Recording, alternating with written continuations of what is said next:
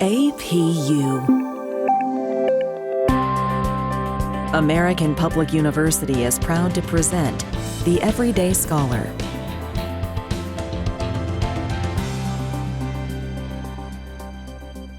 Hello, my name is Dr. Bjorn Mercer, and today we're talking to Martin Ponti, faculty in the School of Arts, Humanities, and Education. And today our conversation is about growing up bilingual. Welcome, Martin. Hi, Bjorn. Thank you so much for inviting me. Of course. So just to start, can you share your experiences of growing up bilingual in the U.S.? Sure. This is a topic that I really enjoy talking about since it really describes who I am as a person. So I'm originally from Buenos Aires, Argentina, and my family and I immigrated to the U.S. when I was about 7 years old. And we moved to Brooklyn, specifically the Dyker Heights area of Brooklyn, which I don't know if that's familiar to a lot of our listeners. But that is a neighborhood in the southwest corner of Brooklyn. It was a very multilingual area, but predominantly Italian American. So growing up there were some contradictions that would come up from a multilingual city you would not necessarily experience. You know, one thing about New York, I've always heard that it is very multilingual. It's such a melting pot. There's a lot of people who have their original language is not English. And then there's many people who learn a language. And so by living in New York and the boroughs, you probably do encounter more people who are bilingual or even multilingual. Yes, and that's precisely one of the contradictions that I want to bring up. At least when I was growing up, even though that was also the norm, there was hesitancy in speaking another language in public. So as a public language, it was not something that was necessarily seen as okay. So one of the anecdotes I have that I always remember and I always tell my students walking to school, I remember going to school with a couple of friends that were also Spanish speakers and English speakers. And I just started speaking Spanish. And one of them turns to me and says, like, shh, not so loud. You can't speak Spanish, which I thought was super strange. And then something like a few years later, going into a department store, I went to the salesperson and she was speaking to another salesperson in Spanish. And when I started speaking directly in Spanish, she switched to English. And I always wondered, why do those interactions happen like that? And I guess one of the questions is, why do those things happen, especially living in a multilingual city? For example, I've also lived in Miami, which most people think, well, there's Spanish speakers everywhere. And yeah, that's true. But I've also have those encounters. There's also issues of how a person is perceived.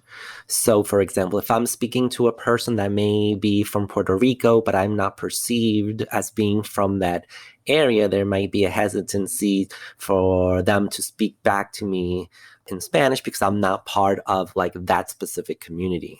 So if I'm not perceived as such, for some people, speaking a minority language, it's something that only takes place at home. So when you're not in that space, they don't feel that protection, that security that they may have when they're at home or speaking to a friend. So there could be many things that can influence a person to sort of silence their sort of minority language.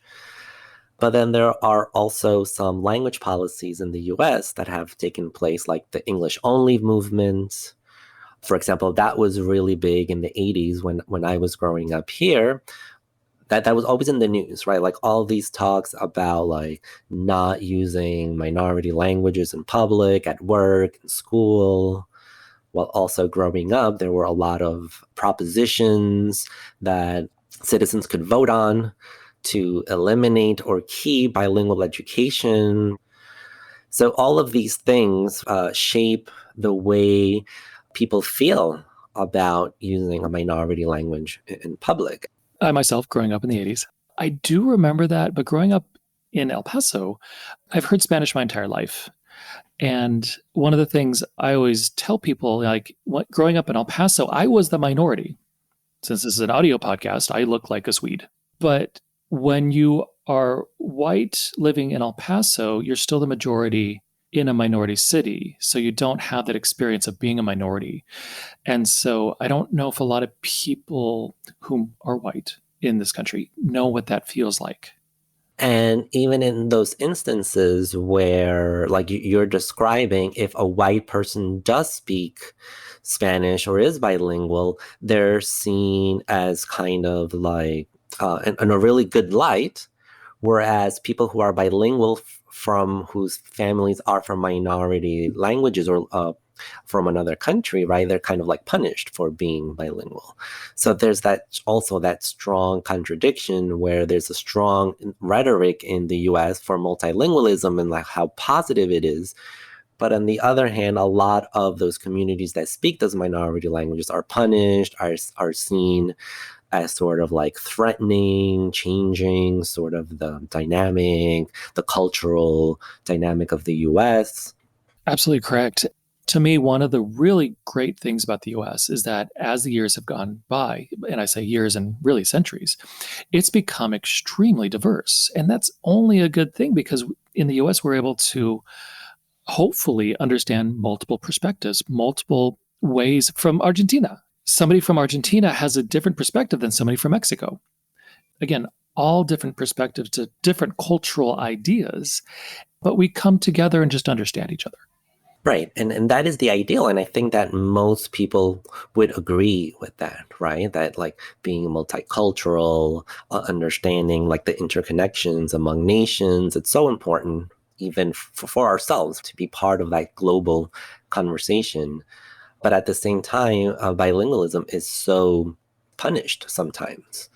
And it's that contradiction again, it's not clear as to why. And also, if we look throughout history, and even in our current time, the majority of the world does speak more than one language.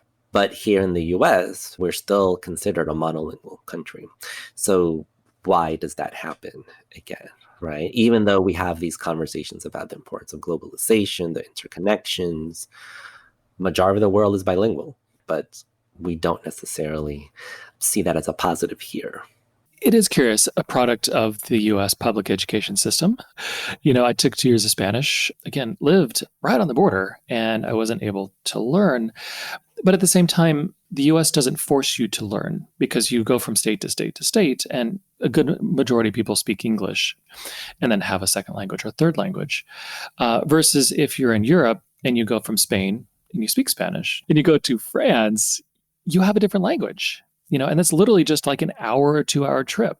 And then you go another 3 hours and you're in Italy in a different language. Maybe in South America, with Portuguese, Brazilian Portuguese, where a lot of South America does speak Spanish, but Brazil, a huge country, speaks Portuguese. And so needing to know that, to me, would be a requirement, I guess. Yeah, in your specific example about Portuguese, unfortunately, it's not something that it's taught widely throughout Latin America, and that's a shame because Brazil is such a large country, right? That with such influence culturally, socially, and economic, that it would benefit more Latin American countries to actually be able to speak the language. But it doesn't happen. And a lot of research has been done specifically about the US and why the push for like English only has to do with this notion of the US being an empire, that it has to protect like that sense of identity that it has, and it has been done through language. So one of the things that unites sort of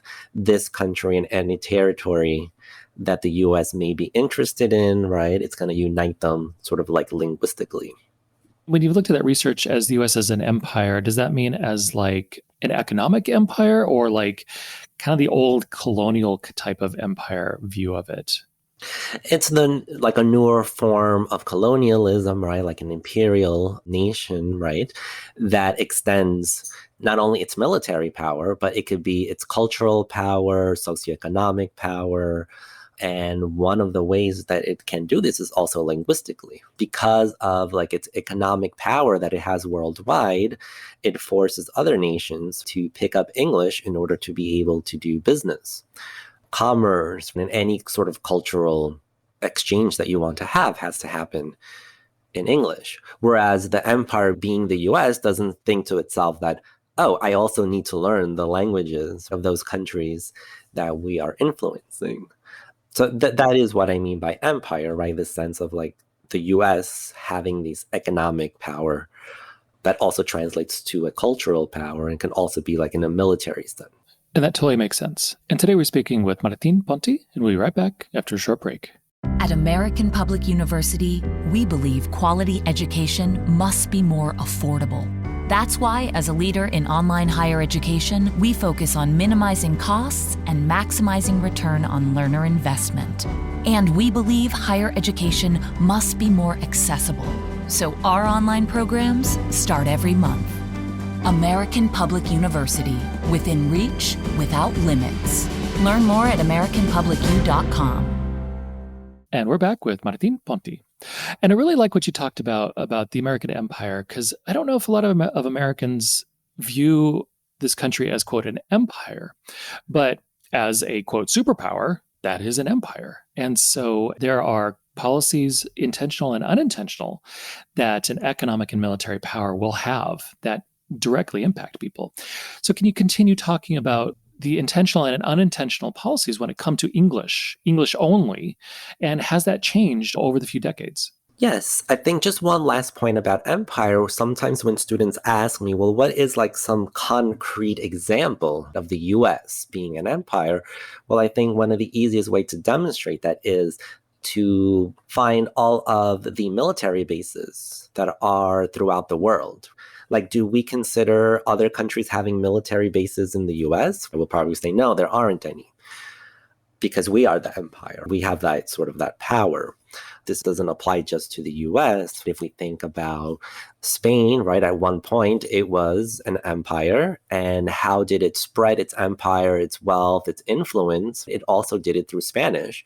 And that's why now in Latin America, all of the nations except Brazil that Spain conquered speak Spanish because of that influence of empire. So yes, so there are multiple languages that have created this sense of empire through language. But just to move aside from like the concept of empire, I think there's other ways that we can think about why that contradiction exists in the US. And I think there's also have been a lot of research, so scientific research, that have really produced negative studies that show the dangers of bilingualism. And yes, these were probably very early in the early 20th century. The most famous one is by Sayre, published in 1923. And the title of, I think, that study was The Effects of Bilingualism on Intelligence. And his theory was that bilingualism really hurts people's development. It causes people to have lower IQ. And this scientific research, right, at that time, which was considered scientific, was very damaging for a lot of communities. And those studies have been replicated many times, sort of confirming that if you speak another language, you're not fully developed mentally, even though now with the science, we know that that's not the case. And one of the interesting things about Sayre's study was that his method, which was to give elementary school children an IQ test, but the IQ test was in the student's weaker second language. So, of course, if a student has not fully developed that second language, the one that they're weaker in, how can they really answer fully, right? How can that demonstrate their knowledge? And that just seems like bad science to me. Right. But at the time, it was like, oh, well, we gave an IQ test. And not only was the IQ test given to test on the weaker language, but they gave more than 5 different IQ tests for different groups. So the control group was really like not controlled at all, right? If you have different tests that measure different items, you can't have like a consistent answer, right? Or result that's consistent. So there were many issues, many problems with his study, unfortunately, over time. It took a long time to discredit that. There's a lot of assumptions and beliefs, I'll say beliefs, that are false, but then people pass them on, they encounter them, and it's hard to change people's beliefs because sometimes they attach themselves to information that the community knows or expects or their local, group. And if they perceive themselves as being in the out group, they'll avoid that at any cost, unfortunately. When in reality, learning a different language only makes you more desirable.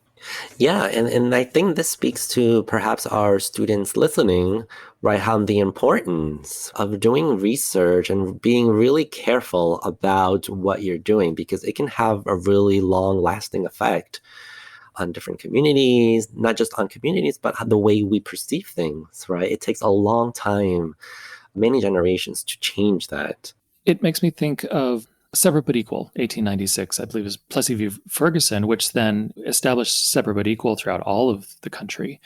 Again, you can literally point to laws that exist as far as that goes. But then when we talk about language, when the government tries to suppress speaking in a different language, it takes a while and it takes people to really own, well, in the past we did something wrong and we need to change it. And sometimes people are very hesitant to be like, no, I don't want to say that we did anything wrong in the past.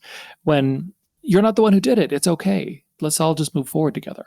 Yes, and I think to your point, I think what you're bringing up is this idea when things are institutionalized in a way in society, they have that lasting effect that even though sort of slavery ended because Jim Crow was institutionalized, and there are ways from preventing those changes happening.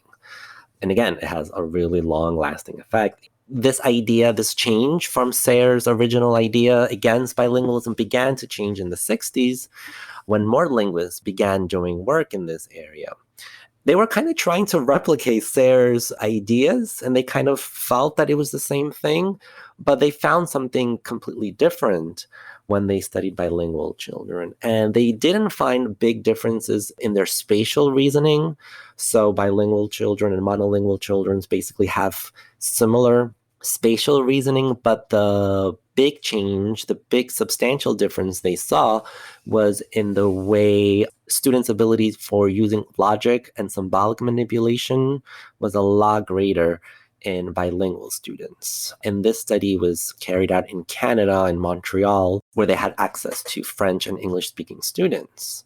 And they were kind of like shocked about this kind of idea of, oh, well, for logic and symbolic manipulation, we see a big difference. So it must not hurt someone's development if you can sort of show this scientifically. So that's, I think, one of the earlier studies that kind of created this shift. We're seeing it's not going to make your development slow down, and really started looking in at sort of the metalinguistic abilities that bilingual versus monolingual students have. So that was an interesting shift there.